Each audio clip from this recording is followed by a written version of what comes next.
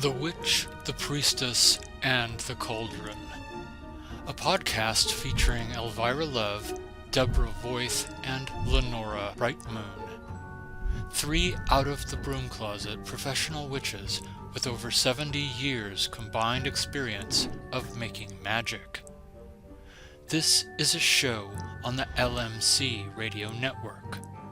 During each episode, they will help you create rituals, cast spells, make potions, and much more besides.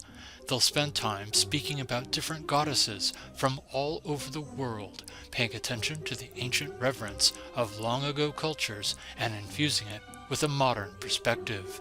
And now, on with the show. We are back. I am Elvira, and Lenora Brightmoon is my co-hostess. How are you doing, Lenora?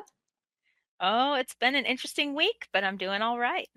That it has. That it has. So, um, our topic is using sigils, and obviously, the process is using sigils in magical workings and spellcrafting. And so, we're going to kind of do a little beginning where we describe what sigils are and what kinds of things can be described as steps to sigil making so that we get an idea. And then from there, between Lenore and myself, we will go to, um, on our second half, more personal things about sigils and talismans that we have gone and gotten for ourselves or have created and kind of explore more. So, I'm going to sort of take the lead right now. And obviously, the word sigil can be described as a carved, drawn, or painted symbol that is believed to have magical properties. And it's the art of focusing one's will or intent in order to bring about change. So, a lot of different ones have been used: high magic, various cultures. I mean, even back to what would have been, quote, I know they call it prehistoric, but it's also about um, the use of some things that are very simple and they become understood and utilized for the purpose of drawing the intention of what is being created into manifestation. Obviously, um, we have a sign represents or points to an idea in a fairly straightforward way. Then we look at a symbol, and it's similar to a sign, but tends to represent something more profound, complex, or abstract, and even may have a hidden meaning or truth. And then, of course, as I said, you get your sigil, which is, something drawn, painted to create with magical properties or power. Then you kind of go into a seal, which is basically a design that brings, it's a mark that displays an authentic design, demonstrates authority, and a motif is a reoccurring or distinctive form or shape that represents the design in a pattern. And we're kind of going down to design is a thoughtfully organized structure of elements in a work of art. And then an image is a physical likeness or otherwise visual representation of a person, place, thing, or idea. Now, we are using several different things, but a lot of what we're going to be talking about is called Sigil Magic by Laura Tempest Zarkoff. And it's interesting because I would like to have met her when I was in California, but unfortunately didn't have the time to do so, or the availability.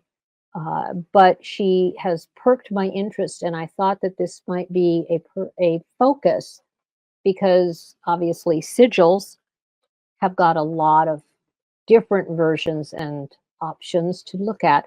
So I'm going to turn this over for Lenora to be able to describe or give her thoughts on this. And there you go. Well, thank you.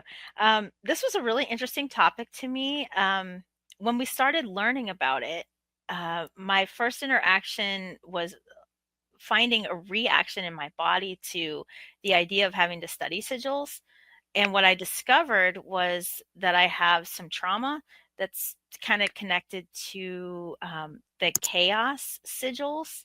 like the way that there's another form of thinking and being and connecting with sigils than Laura's way of doing it. And learning about her way really helped me get through my trauma and learn a different, more balanced approach to what sigils are and how they can help you, and be empowered and make changes in your life, and create safety and create things that are needed. And I thought it was really, really cool to be able to go through that trauma, come out of it, and then replace it with what she's talking about. And I really enjoy that. So I really like how she's talking about the sigil being a symbol that you assign, a magical power to, and it's between you and what you're doing. And it can be Mhm. very personal, but it's also for a deep desire that connects with a need. And so you just don't do them randomly, you do it for a purpose. And so it was really cool. I really enjoyed learning about this. Mhm. Well, and I know that, when we get into, I know definitions and focuses, and um, it's basically a symbol of an affirmation. And, it can mean a lot of things. It's neither good nor bad. Again, the symbol is one thing, but then, or the sigil, but when you put meaning and focus and intent and choose a way for it to go, that's where you add pluses or minuses. But I think that's true in any kind of magical working. Um, we obviously utilize a lot of things for the ability to make something happen.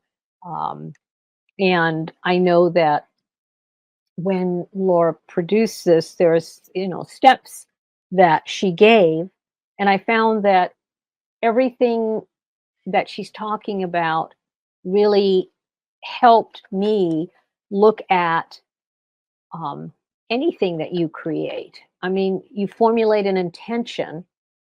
So it's an intention as to what your goal is, your desire. And I mean, we do that with spell work. We do that with candles. We do that with the different things that we, make in terms of magical workings, but it's also take it to, we're going to crochet a rug versus I'm going to, sew up a purse or something. But it's your definition. It's what you want it for. What is your desire? And then you have to create the actual symbol, and that has many methods. You can write it, you can eliminate then the vowels and repetitive, and then you transform the letters into a symbol. That's one of the more simplistic ways.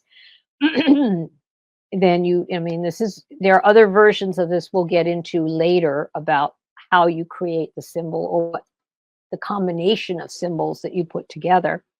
But then you have to charge it, and that's, charging it with energy. So just as you would a candle or a talisman, you visualize your desired outcome, focus on that, and then some people like to burn the sigil and let it go away and happen, do the energy.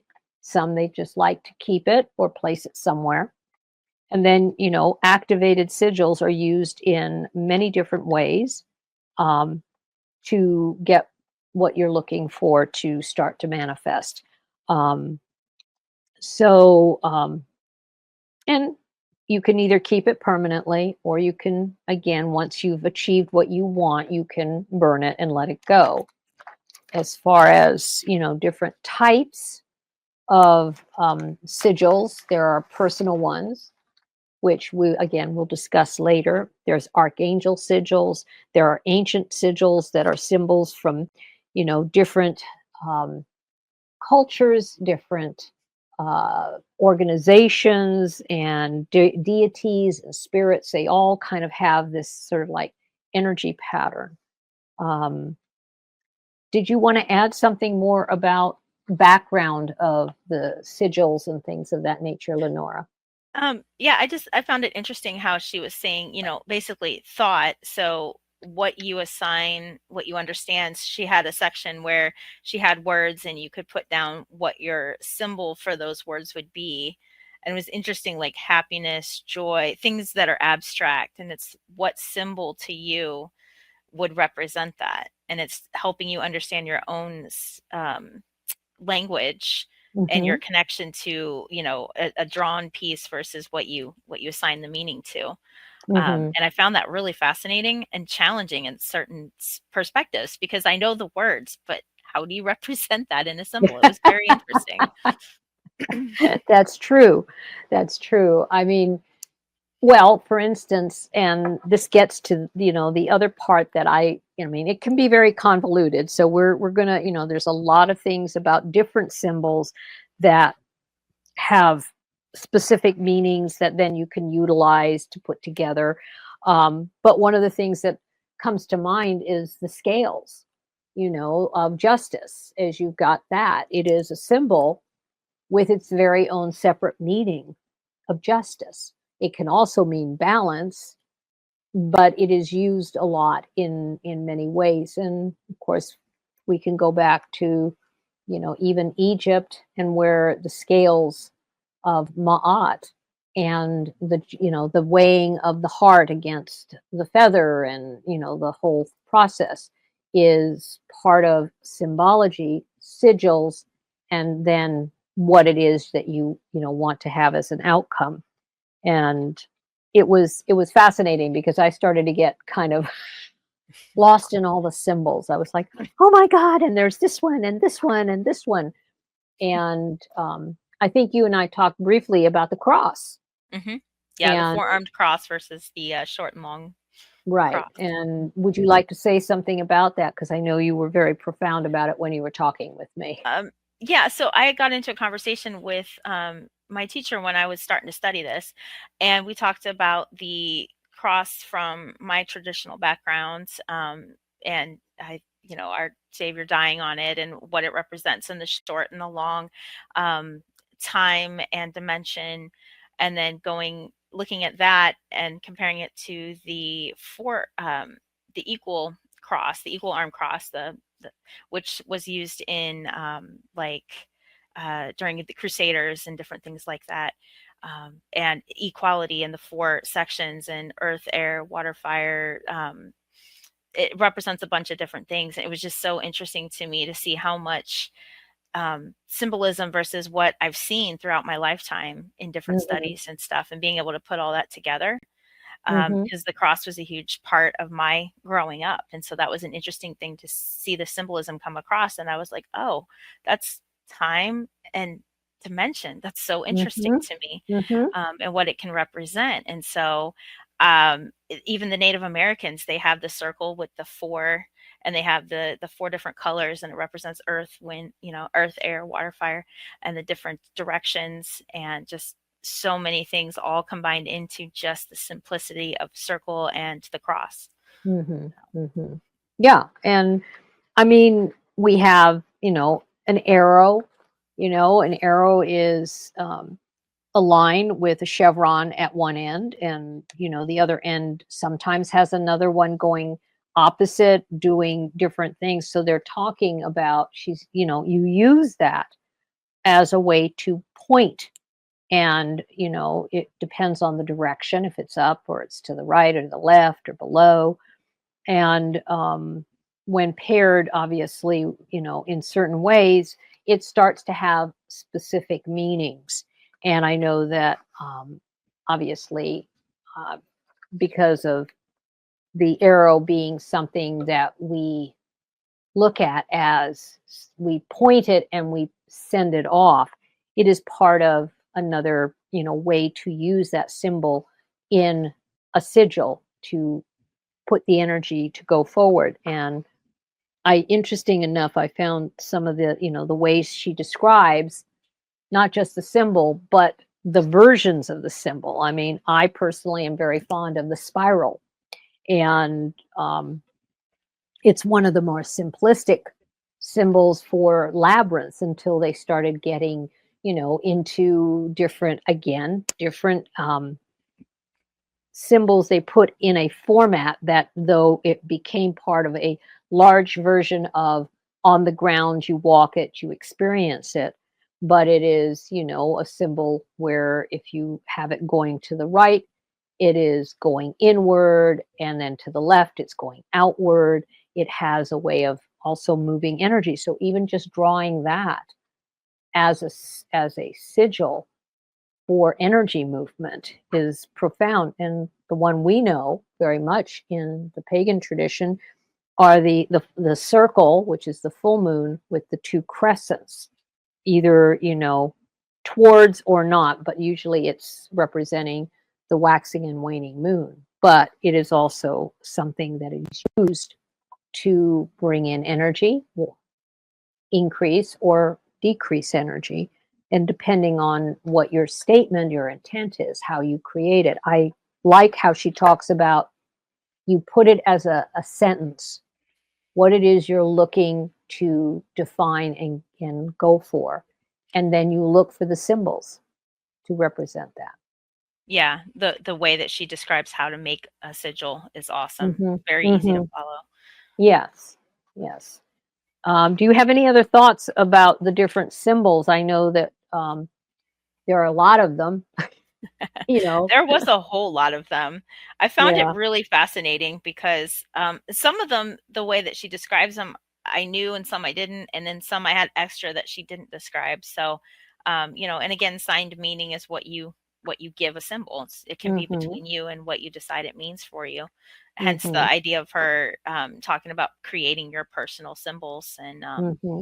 maybe it doesn't mean anything to anybody else. I thought it was fascinating that regardless of how many there are or whether you assign the same or a different meaning to it, as soon as it's created between the creator and the magic that they're putting behind it, or the assigned meaning, it Hmm. starts. Like, it doesn't need to be invoked.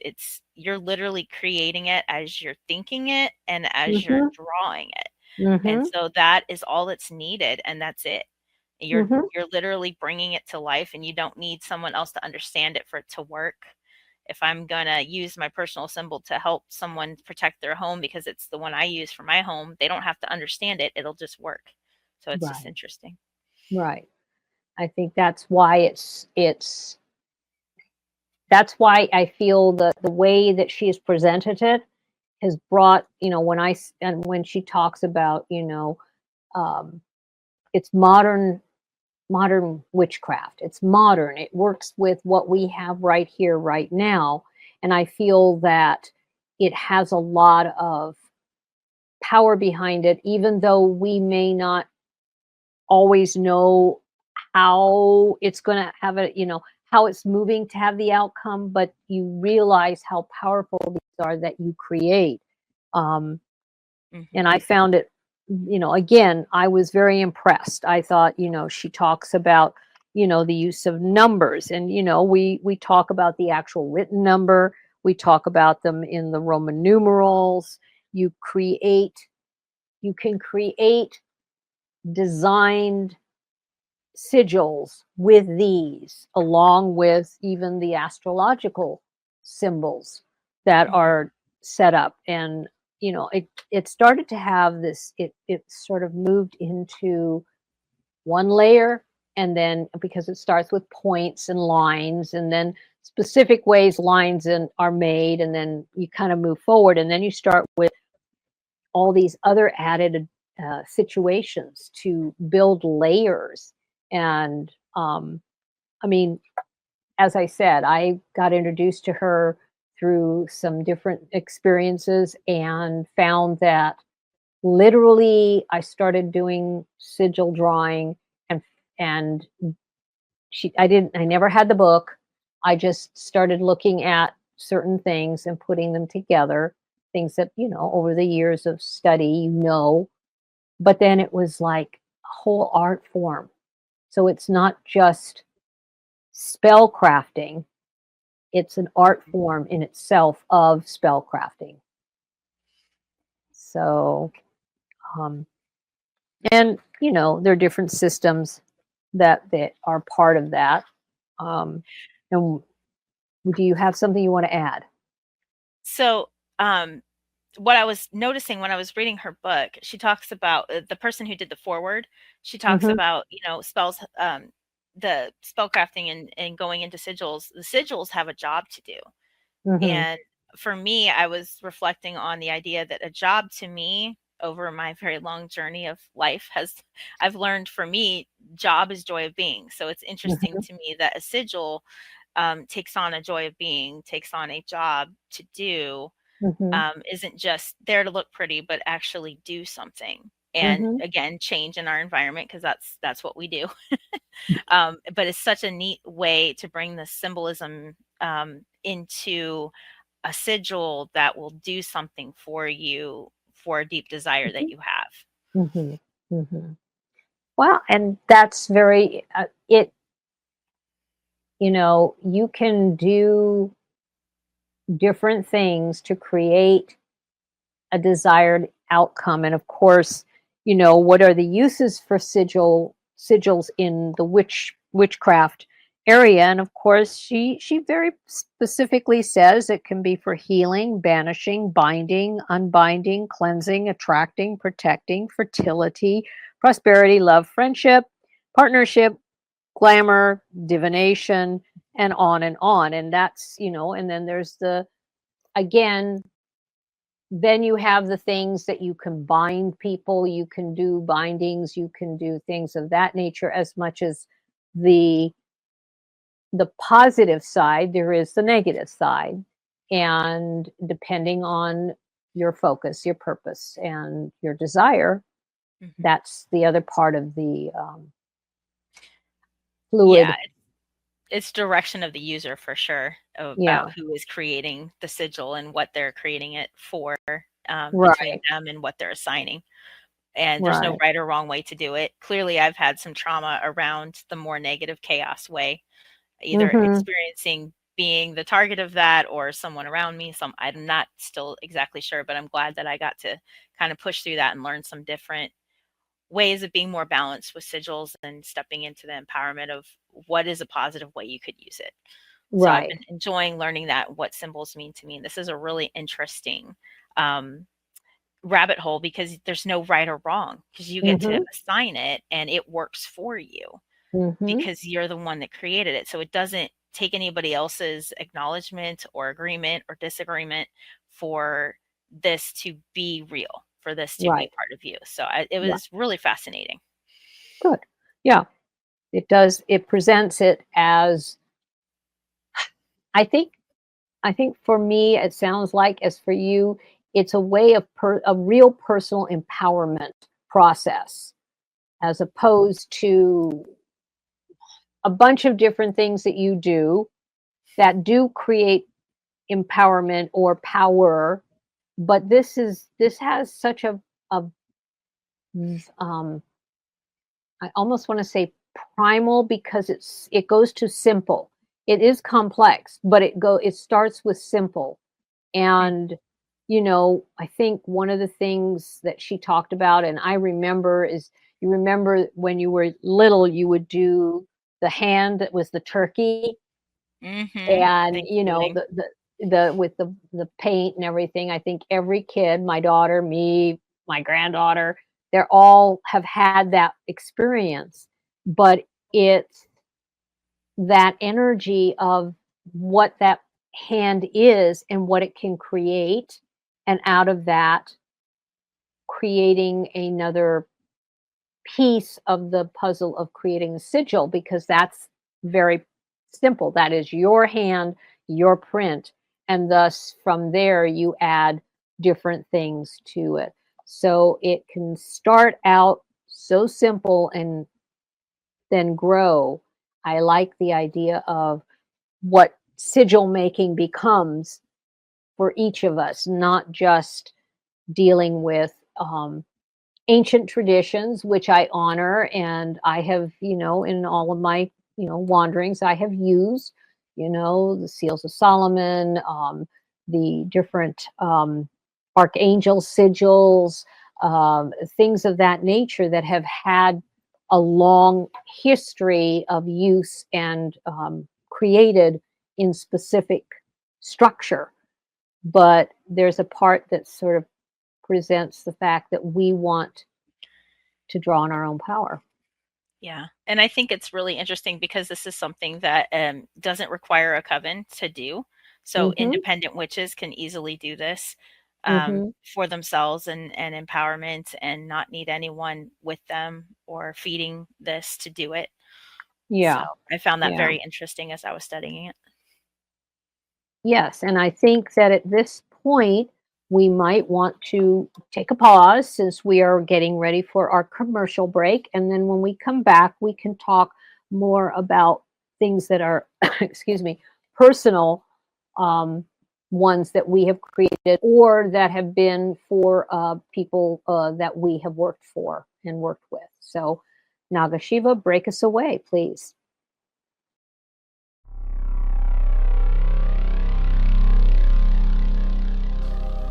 You're listening to The Witch, the Priestess, and the Cauldron, a radio podcast on the LMC Radio Network. Stay tuned, as more magic is coming your way right after these messages.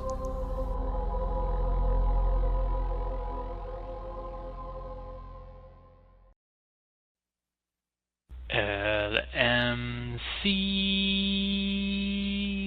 You're listening to the LMC Radio Network, broadcasting out of Forestville, California, on the World Wide Web at LuckyMojo.com.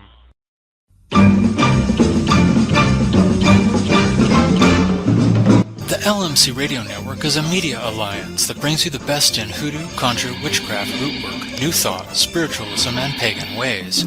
Our shows include the Lucky Mojo Hoodoo Rootwork Hour, live on Sundays from 3 to 4:30 Pacific Time. The Crystal Silence League Hour, The Witch, the Priestess, and the Cauldron, Mystics, Mages, and Magical Places, and the Now You Know Show. All these shows are available as audio podcasts via the Lucky Mojo forum at forum.luckymojo.com and at YouTube, where we make daily video uploads.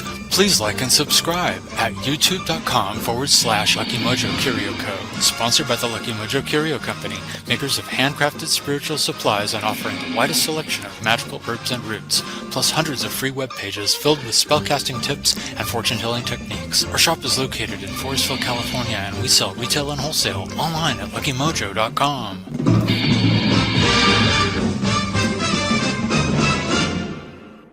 I love that. It never gets old. It energizes me. So we're going to delve in, and I'm going to sort of put this on Lenora as to jump off on this is personal experiences with sigils, and anything she wishes to share about making them or utilizing them or what they are. So go for it, Lenora. Okay, so I grew up with the sigil of the cross, which is a sigil, and I still use that to this day because that is something that I can incorporate. It's also it has new meaning for me since I learned that for me the straight up and down line of the cross is dimension, and the sideways bar of the cross is time for me, and so that is interesting. And then I actually came into contact with the witch's knot, and that is a symbol of the necklace that I wear now, which is sterling silver. And I love it because it's 4 circles and a perfect square all combined to make, you know, for me, a square, the circle, and then of course in the middle is the circle with the spirit. And for me, it's all 4 elements. It's earth, water, fire, air, and then spirit in the middle. And then also the square represents earth to me. So Mm-hmm. to me, a square is earth and a circle is spirit. So you've got the perfect union of spirit and earth, or, otherworldly and earth. And then I've got 4 moons on mine, 2 above and 2 below, black and white. So as above, so below. And it's fascinating to me because the moon, the square, and the circle are all part of that, along with the dot in the middle. Mm-hmm. Mm-hmm. And so that is something that I found it, and I did not know what it meant. So here's the interesting thing. All I did was I saw it and I said, that is mine, and I have no clue why. And I did lots of research on it when I got home, and I went, oh, wow. So it's something that used to be etched onto boats when they would go out to sea for protection. It was etched onto houses as protection. It let witches know who other witches were. It let people know that there was a midwife in, one of us, Hmm. basically, in the home, when it was etched on the home as well, when Hmm. people were looking for help and magical support. So it's really interesting. Apparently, I have a lot of past life connection with that, because that symbol popped up. And then when I did research, it was the square, the circle, and the moon. And the moon, to me, is also a huge thing about the triple goddess.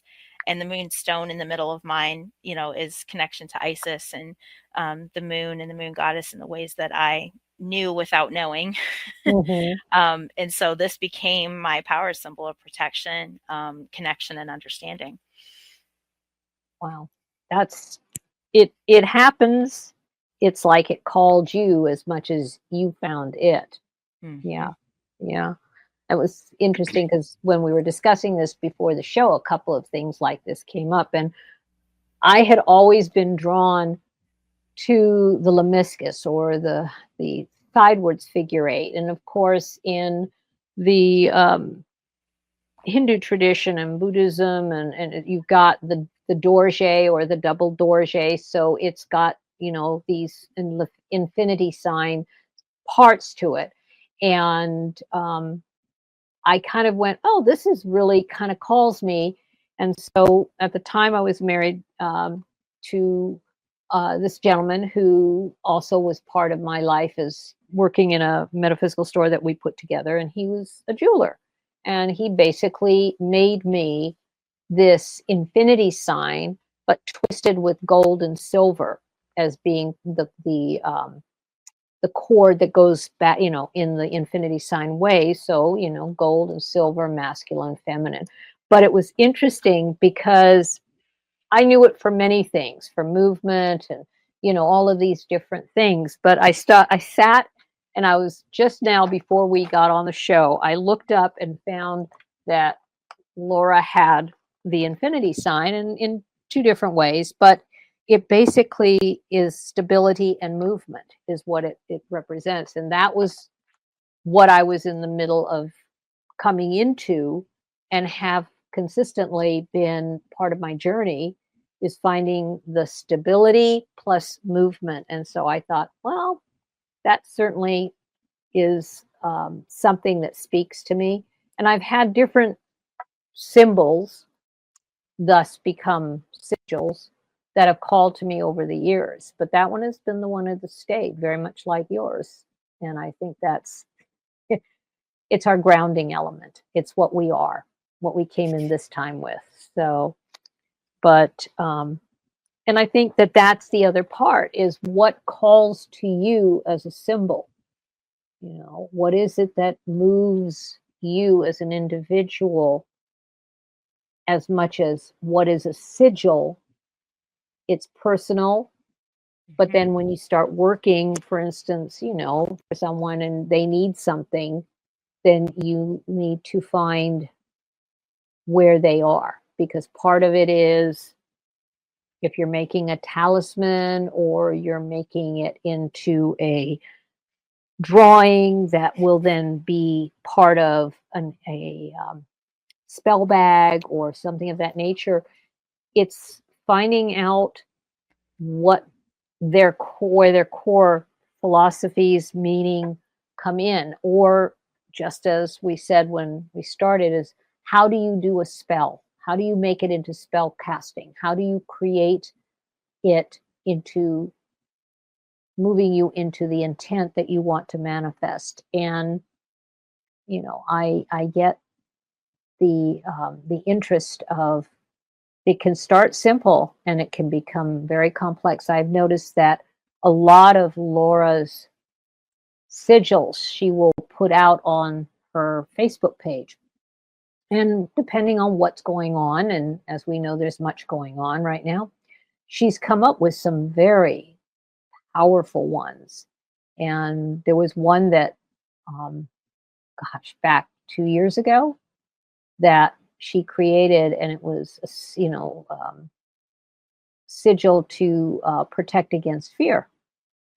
And I was impressed with it, so much so that I redrew it and have it in my day timer that I carry with me, just because there are moments when you create shifts and changes in your life, whether it's what I did, which was move from California to Arkansas, or start a new job, or close down something and start to redefine your life, that it becomes necessary for something like that to be part of what you are able to take care of, is, to take care of that fear of the unknown and what's changing.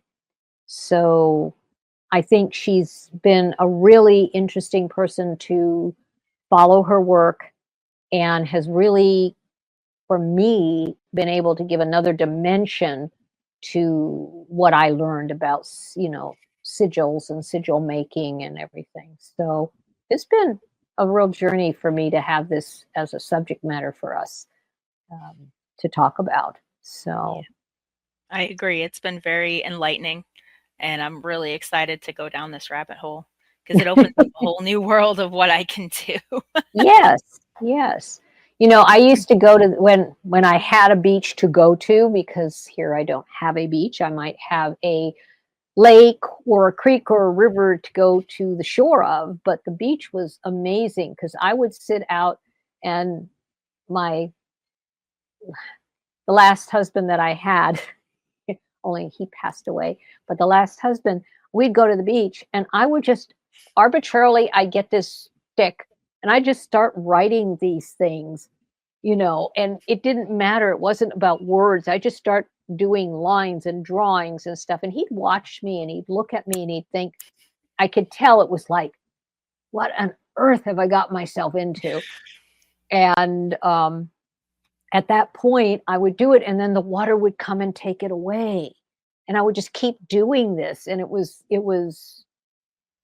out of the energy that was coming through. And it didn't necessarily mean I knew specifically that I'm doing this for so and so, for this and this, but a lot of it was for the energies that were occurring in our world and in my personal world with this person and all the things. But it was fun. I mean, I just let go and did that. It was so awe-inspiring, and now I think back on that and go, I want a beach to do that on. I used to do with the sparklers when you can write Mhm, really fast in the air, and mhm, you can do the same thing with incense, write it as it's burning. mhm, Um, mhm. I'm an air sign, so I love doing that. That's one of my favorite things to do. Let it go up Wow. into the space, but time and space is very much where I kind of sit. So it's really Yeah. neat. There's so many different ways to get that energy. It's Yeah. awesome. Yeah. And and that's the part that I find intriguing and exciting, because it gives us an ability to take an empowering step into something that we are doing. And again, as you say, I mean, covens and groups are really important in a lot of our lives at different times. But there's a lot of time that you're in the middle of just being in your life with just you or the circumstances. And this, I think, gives a much better way of moving yourself through things, even if it's just what you think is doodling, because we doodle their lines, circles, squares, stars, you name it, we'll create that. And then we look at it and go, oh my gosh, you know? And then suddenly you can actually go, well, I think I'll take the line from that asterisk and go down to this circle. And and you start doing the connection, and it's spirit leading you as much as it's you calling on spirit to come into you. Yeah, I agree. And in school, I was in the special ed program, and they would encourage us in my program. They would encourage us to doodle because that is actually using your brain on multiple levels. So Mhm. instead of seeing it as distracting behavior, they saw it as using multiple parts of the brain at the same time, listening to the Mhm. teacher while doodling, and creating. And I think as kids, Mm. we're naturally attracted to that, but it gets slapped down when you're in a normal environment where you're told to pay attention, that you can't doodle, that that Mhm. it's appears to them as not the norm or not fitting in Mhm. the box. Mhm. But we all have that creative ability at some point. I really do think so, and it gets shut down when we get into our school system. It does. It does. I and it's interesting because sometimes we have family members who don't fit the box, and then in our society we need to work with them and the structures to balance it out. But when maybe we were growing up, it wasn't as people didn't notice it. They didn't want to notice it, so they kind of turned themselves into another side to do it. But again, at some point we structure changes for us and we suddenly see something different. And I think most of us who have gone through structured learning, um, we go through structure, then we spend our time rebelling against structure, and then what we do is we find the path that we come onto that gives us the ability to again create in ways like this. I think that this process of creating sigils is very um and when she says modern, I understand it's not necessarily like new agey modern. It's just it's taking it from structured traditions Yes. and opening it to fluidity. Yes, and I think that, as a healer, someone who comes from a healer background, that working with sigils and learning this and learning what she teaches, for Laura, I mean, it's going to be an amazing healing for a lot of people because we Hmm. were pulled out of that. And so what this does is give you a chance to heal that inner child and say, hey, it's okay to doodle. It's okay to create something. It's okay. And look, it works. Hmm. So this is sigils are not just an empowerment, but also a healing tool as well for those of us who have been through some trauma as when we were younger. Hmm. Hmm. And I think that's the reason why this topic, I mean, when we were discussing the topic, I realized that one, we are on a certain medium that if we were doing lectures, we could sit there and draw and we would have different, visuals that we could point to or incorporate. Whereas this is done with, a lot of the discussion we're doing.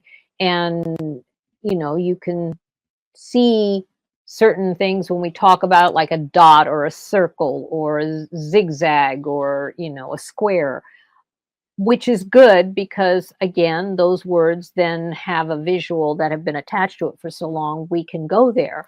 But then there are things that are different that you start working with, and maybe it becomes a zigzag with um, a wavy line crossing over it or something, so that those meanings incorporate into sigil making in this format, so that it I keep seeing it as layers. We start out with something, a simple circle or square or triangle or whatever, and then we add the different things because our sentence or our intention starts with beginning, middle, and end. And we layer that together. So it's just like we do with rituals. I mean, we start with creating our sacred space and taking it out from the normal world. And then we add different elements. And then we call on different spirits, deities. And then we go into these other levels. So um, it's the same principle. It's just with more of our own being expressed. And I find that this has been, you know, not just reading her book, but taking and looking at what this creates in the world and seeing how I have used it or how you have found ways to utilize it, even when you didn't necessarily know that's what you might be doing. Yeah, it's a very powerful manifestation tool. Hmm. Huge, because it forms as you're creating it, it becomes existence. You're literally pulling from the idea from the abstract and putting it into a physical Hmm. practicality. Hmm. And that is um, very fast and very empowering. Hmm. Hmm. And if you think about it, I mean, going back over some of the history of the different cultures, if you take a structure like, okay, I make a sigil out of a triangle, and then I put a circle inside of that, and then I create um, two crescent moons that go on either side of the triangle. And then you take it as a motif and you repeat it over and over and over again. What you're doing is it's like taking 2 times 10 or 3 times 40 or something. You're multiplying that. And sometimes it's for a specific purpose, or sometimes you leave it as like you make that as a motif that goes in front of your house. And people look at it and they go, oh, how pretty that is. And you're looking at it smiling, going, that's my protection ward against weirdos and people that are out there. So it has a different way of utilizing it other than just doing it on a piece of paper. As far as where we go from here, I would probably tell you that the most important thing for after we've, found our intention, obviously, and then we go to, what our tools are, how we make something and how we function with, different things. I mean, they talk about art tools and things like that. But then, how personal is this? And where are we and how we create it so it becomes personal. And I think that some of them are called devotional sigils, and those are exactly that, are meant to be a personal connection or a kind of contract between you and a spirit or deity. And that can be any number of deities that you're talking about, or spirits, or archangels, or any of that. And when you draw out the sigil, you are at that point, you're forming an evocation. And depending on obviously the spirit or the energy you're working with and your purpose as to what you're going to utilize it for. The way that she describes doing a sigil, okay, she asks for you to define the goal or identify the problem. So we were talking Hmm. about how you need to have a a reason, like you need to have it to be able to do something, so a deep desire and a need. So she's saying define that goal or identify the problem, and then brainstorm a list of what is needed to accomplish your goal or solve your problem. So that's interesting. So this is all the abstract part we were talking about.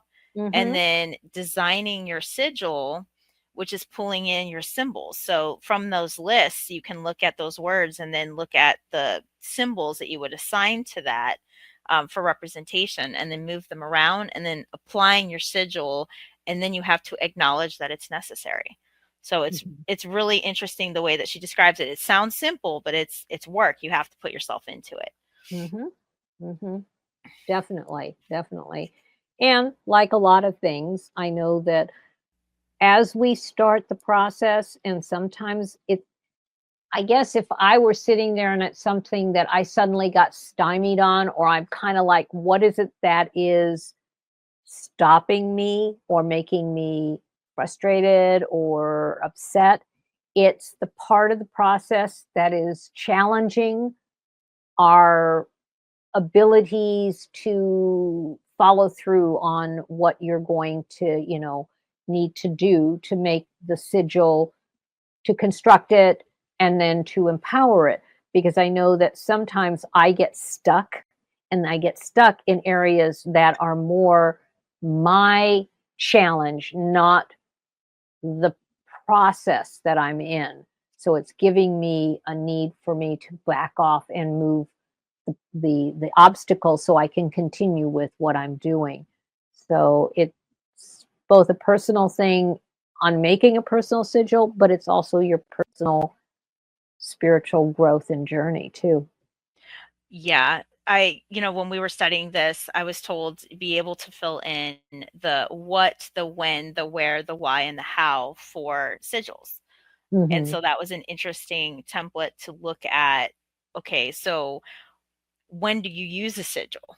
Right. So we had a conversation about that. Well, when there's a deep desire and a need, that's what she explains. And so it's really interesting, where is anywhere, anytime. You don't have to go by a moon phase. There's nothing that Hmm. you have to do. You just need, how do you do it? You need a pen and a paper. You need Hmm. to be able to draw. You need to be able to write out, brainstorm, create physically. Very empowering, she says, to make sure that you trace your symbol so someone who's new, not just writing it, but also tracing it either in the air or with your finger or another pen or whatever it is. But that Hmm. is your muscle memory when you do that versus your muscle memory when you type it. So for Hmm. a lot of us who are more modern, we're like, oh, we're going to type it. We're going to get our laptops. We're going to do this. This is really going back old school because your brain needs to go a different direction in order to bring that energy from abstract to concrete Hmm. and put your energy into it. So it was just really interesting, all of that, because we are so modern and we want to go a different direction. I know. And it's funny because over the years and years and years, you say that about, being, uh, we get into something and we, type it on a computer or whatever. But if you actually write down, or as you say, trace it in the air, do that, as you say, the muscle memory, it creates that connection to stay with you as opposed to, well, it's on my computer or my tablet or this or, whatever. And I know I've used that for so long when I work with clients and I take notes and I, work with them in that level. It puts it in there and I can access it as well. And when I need it, and it comes there, it may not be immediate, but it'll come in. And the same thing is true with the sigils, especially when you created it and then you reinforce it. So, but at this point, I think we need to do our closing, our wrap up. Is there anything that you want to say before I start that? Just that I've enjoyed this rabbit hole, and I hope that all of you out there get a chance to go down that rabbit hole too and go explore her book and her Facebook page. It's quite amazing, to learn about all this. So, Mhm. as a new witch, I'm very excited. And as an old witch, I am just as excited. So it goes to be said that way. So obviously, if you want to get in touch with Lenore, you would go to www.lenorebrightmoon.com. For me, you can go to www.readersandrootworkers.org or www.missionaryindependent.org or www.milk.and-honey.com. And then there's my own website, www.elvyra.com, and that is ELVYRA. And so at this point, that would be our closing on how to get us from one place to another and find us. And then as we go, our final kind of explosion of information is that we will be, our next show will be working with familiar spirits, and that will be with Deb and myself. And is there anything that you want to put in for the last few minutes about how to connect with you or where we can find, there's other things that I know you do as well. LenoreBrightMoon.com is definitely one you can find me at. And InnerSelfTransformation.com is another one that you can find my website at as well for the healing Mhm. side of what I do. Okay. All right. Well, I know that it's about time, so I thank all of those that have been out there listening, and I definitely thank you, Lenora and Nagashiva, who have been very instrumental in putting this together. And I will say it's time for us to let Nagashiva do our closing. Thank you very much for listening.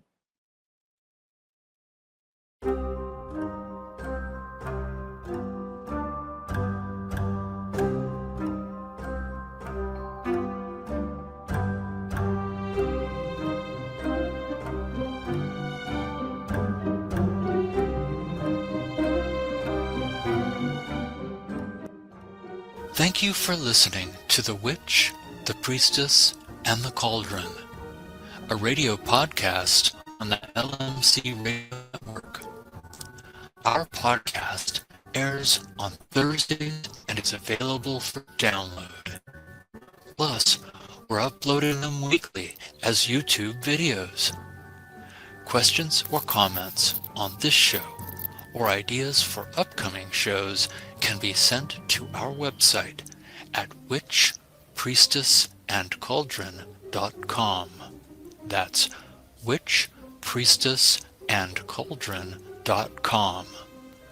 Until next time, merry meet, merry part, and merry meet again. Blessed be.